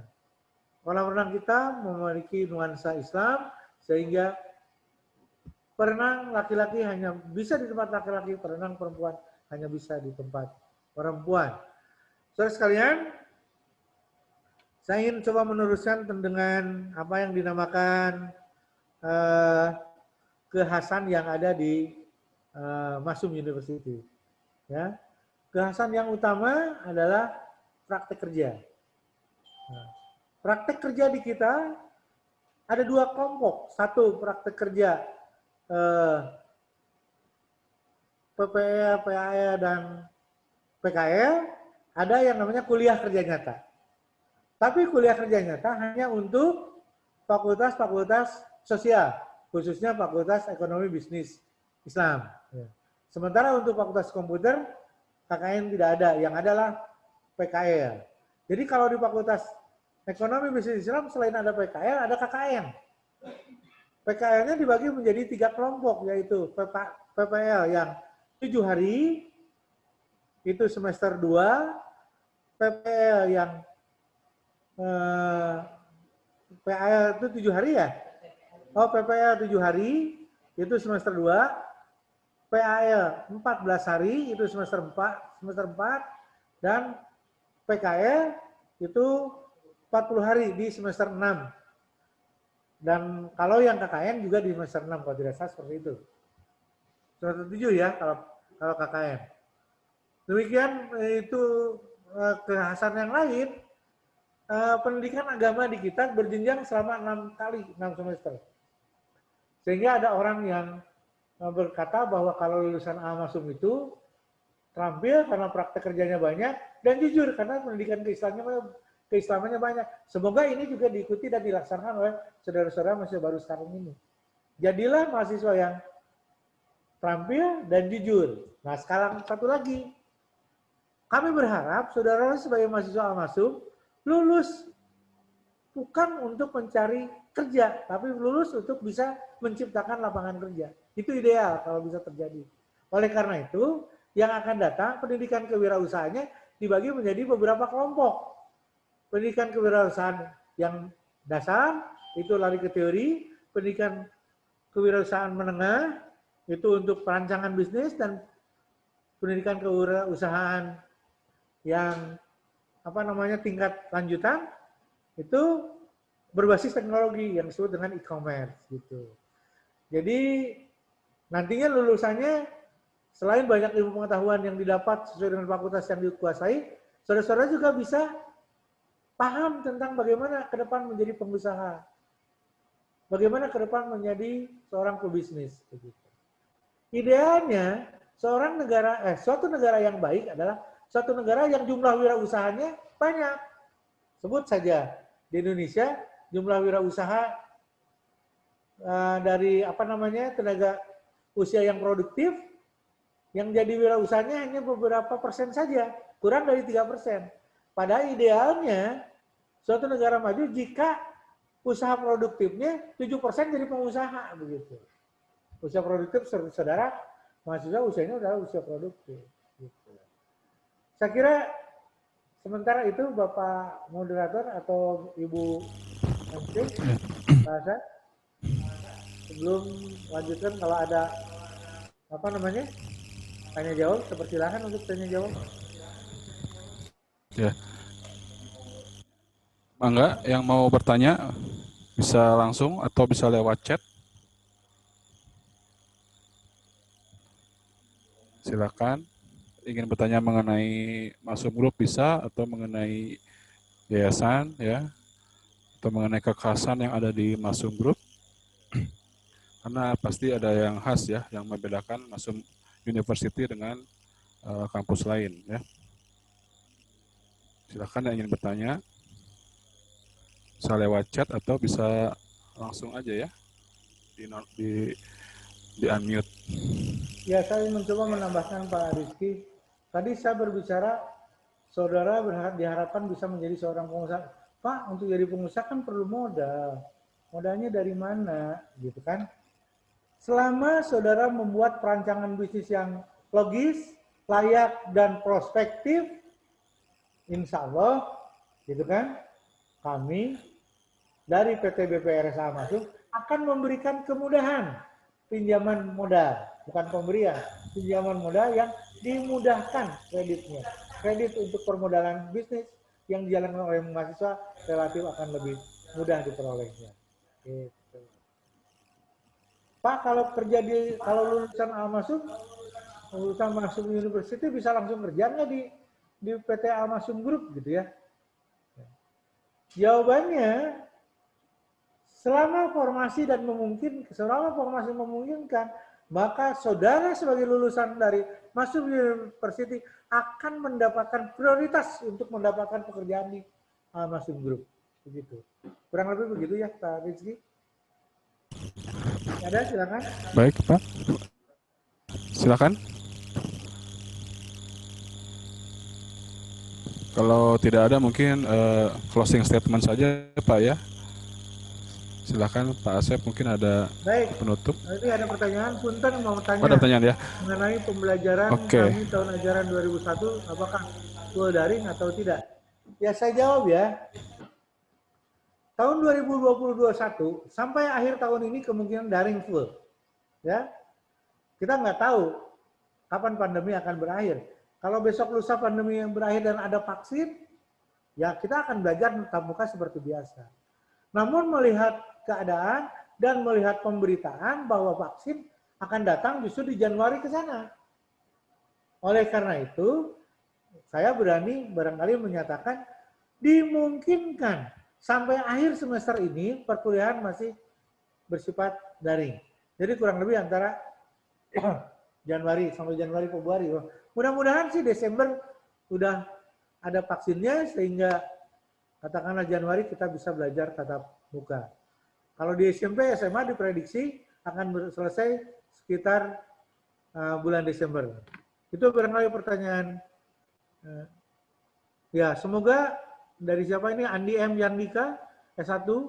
Semoga pandemi ini segera berakhir. Betul begitu, Andi. Yang lainnya silakan. Tadi ada pertanyaan. Ya. Dari di chat ya. Bunga Alia. Oke. Bunga Alia Hutami. Izin bertanya Pak mengenai akreditasi masuk universitas tersendiri itu apa? Apakah akreditasi universitas itu penting untuk mencari pekerjaan? Ya, betul. Akreditasi itu ditanya pada saat saudara masuk PNS. Tapi untuk kerja swasta tidak sih. Yang menjadi syarat kerja di PNS memang ditanya akreditasi perguruan tingginya. seperti saya katakan, masuk university baru berjalan 2 tahun. Sehingga katakan proses akreditasi perguruan tingginya hanya bisa diusulkan setelah berjalan 2 tahun. Sekarang kita sedang melangkah ke 2 tahun.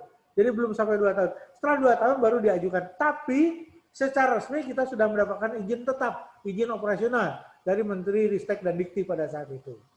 Gitu. Izin bertanya berikutnya dari siapa lagi nih? Cukup Alia, itu jawaban dari saya. Satu lagi dari Dani Ramdhani. Oh, atasnya udah tadi ya. Dani Ramdhani dulu ya. Ingin bertanya gimana saya mau kerja di Amasum Group sambil kuliah di Amasum. Ya, saya kira kapan saja saudara bisa bekerja selama formasi ada dan saudara memiliki kualifikasi yang dibutuhkan. Oleh karena itu, siapa Dani ya? Oleh karena itu Dani apa Dali ini? Dali, berprestasi dulu lah. Nanti kalau berprestasi, kebetulan ada formasi, Kajur akan memanggil Anda. Itu ada penawaran, silakan. Gitu kan? Ya mudah-mudahan, bukan hanya di Amasum Group, dimanapun, selama kalian punya prestasi di akademis, tentu kami, para Kajur, akan mengajak kalian-kalian yang memiliki prestasi untuk bisa bekerja dengan baik. Bunga Alia Utami cukup baik ya, terima kasih. Udah. Kemudian siapa lagi nih Pak Rizky?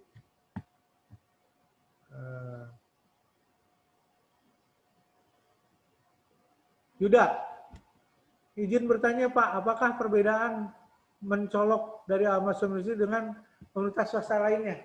Wah, yang mencolok dari Amasum University dengan universitas lainnya tadi saya sebut. Kita praktek kerja 3 kali. Kita mata kuliah bahasa Inggris dan agama selama 6 semester. Tempat lain hanya 1 kali. Di kita malah ada 6 kali, gitu kan. Kemudian wirausaha, pendidikan wirausaha 3 kali, 6 semester. Yaitu yang mencoloknya. Kemudian hal lain, fasilitas milik sendiri, tidak kontrak, gitu. Itu saya kira contoh-contoh yang menjadi hal yang mencolok dari masuk. Dosen-dosennya dosen yang berkualifikasi minimal S2 dan tidak diperkenankan ada dosen yang berkualifikasi S1. Gitu. Pak, kalau uang parkir bayar enggak? Parkir tidak bayar. Tidak ada uang parkir. Kalau ada yang minta parkir, laporkan saja ke pimpinan saudara atau ke Kaprodi. Ada yang minta parkir misalkan gitu. Parkir nggak bayar di sini. Kemudian ada pertukaran pelajar di Universitas Masuk. Pertukaran pelajar saat ini belum, tapi kita melangkah ke arah itu. Pertukaran pelajar baru dilaksanakan di SMA Masuk. Dan sekarang akan melangkah ke tingkat universitas. Seperti saya katakan tadi, ini baru berjalan 2 tahun, belum perjalanan sedang ke 2 tahun, belum 2 tahun, begitu ya. Sehingga perlu banyak apa yang menjadi penyempurnaan terus kita berjalan sampai kita belajar. Bagaimana belajar daring untuk kelas karyawan? Sama aja. Kelas karyawan juga ada jadwal daring malam hari gitu. Ya. Pokoknya kita saat belajar daring mantapkan hati saudara bahwa saudara sedang bersama si daring gitu. Gitu sehingga katakanlah tidak merasa terbebani. Harusnya belajar daring bagi mahasiswa itu adalah suatu hal yang lumrah. Beda dengan SD atau SMP yang secara praktis anak-anak SD dan SMP belum menguasai teknologi secara maksimal. Untuk mahasiswa seharusnya memang lebih banyak PJJ yang baik itu. Saudara tahu Universitas Pamulang yang ada di Tangerang Selatan. 60% mereka belajar daring sebelum pandemi. Apalagi setelah pandemi ini.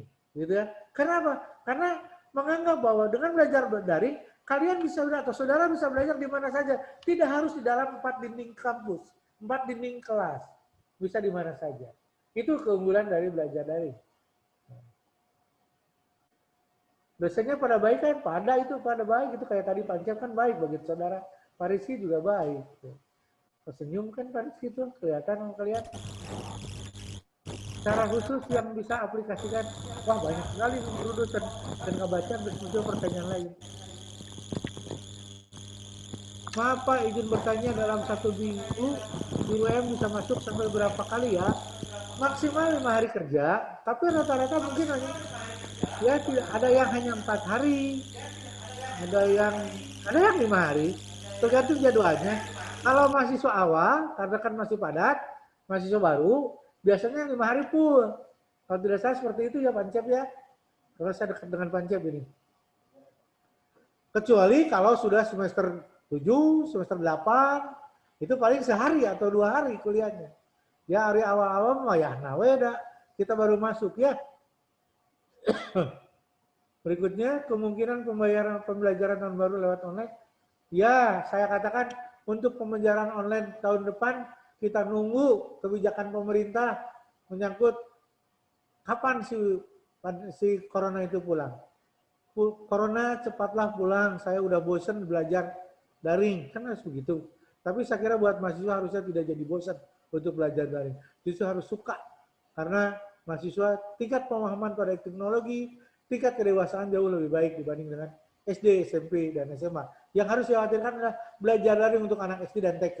Bayang oleh kalian. Oke, lanjut. Kuota pemerintah menjanjikan dan kita sudah mengajukan, tapi belum ada jawaban dari negaranya. Mas Menteri menyatakan akan membantu kuota untuk 4 bulan ke depan. Baik untuk SD, SMP, dan mahasiswa. Baik untuk dosen maupun untuk guru. Tapi faktanya belum ada ini. Kita lagi menunggu. Pada tahun lalu kita memberi kuota untuk mahasiswa lama. Tahun depan ini belum kita rencanakan karena memang menyangkut anggaran dan lain-lain juga. Oke, lanjut. Tidak ada lagi? Seragam. Ketentuan enggak pada seragam. Saya kira untuk mahasiswa tidak ada ketentuan berseragam. Kalaupun ada seragam itu kebijakan kelas masing-masing beserta kaprodinya. Ya, saya ingatkan sekali lagi bahwa universitas tidak mengharuskan saudara berseragam. Tapi kalau kalian mau berseragam, itu adalah kebijakan kelas kalian atau prodi kalian bersama kaprodinya. Ya, suka pakai jaket warna yang sama, pakai kemeja warna yang sama dan seterusnya. Bukan kebijakan dari universitas untuk seragam. Begitu, barangkali pertanyaan cukup banyak. Terima kasih atas perhatian dan partisipasi saudara. Mudah-mudahan apa yang saya sampaikan bisa dicerna dengan baik, dipahami dengan baik, dan saudara siap menjadi mahasiswa Al-Masum yang hasilnya memiliki kualifikasi di atas rata-rata lulusan perguruan tinggi lainnya. Amin. Terima kasih. Assalamualaikum warahmatullahi wabarakatuh. Waalaikumsalam warahmatullahi wabarakatuh. Hatur nuhun Pak Asep Sujana atas materinya. Ini banyak pertanyaan, berarti antusias sekali ya. Nanti akan bisa dijawab sebagian dalam sesi pertemuan dengan Kajur dan dengan bagian akademik nanti hari Minggu tanggal 28 ya, sorry tanggal 27. Baik, mungkin dari saya mencukupkan sampai di sini. Terima kasih atas perhatiannya. Assalamualaikum warahmatullahi wabarakatuh. Saya kembalikan kepada panitia.